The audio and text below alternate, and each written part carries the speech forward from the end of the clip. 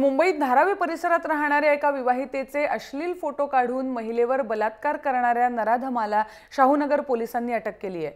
मंगेश नादाड असं या अटक झालेल्या तरुणाचं नाव आहे। मंगेशने त्या महिलेला या प्रकाराबाबत कुठेही वाच्यता न करण्याची धमकी दिली होती। मात्र पीडित महिलेने याबाबत आपल्या पतीला सांगून पोलिसात तक्रार दाखल केली आणि पोलिसांनी तत्काळ आरोपी मंगेश नादाडच्या मुसक्या आवळल्या। मंगेशने यापूर्वीही अनेक गुन्हे केल्याचं तपासात समोर आलंय। एका महिलेने काल दिनांक 8 शाहूनगर पोलीस इथे कंप्लेंट दिली की तिचा शेजारी राहणारा महेश नावाच्या इसमाने तिचा फोटो तिच्या पतीला आणि बाकी लोकांना दाखवण्याची भीती घालून तिच्याबरोबर जबरी संभोग केलेला आहे। त्यानुसार शाहूनगर पोलीस इथे बलात्काराचा गुन्हा दाखल असून आरोपी अटक आहे आणि सदर गुन्ह्याचा सध्या तपास चालू आहे। आरोपीला न्यायालयात गेल्याचा आरोपींना 5 तारखेपर्यंत पोलीस कोठडी दिलेली आहे।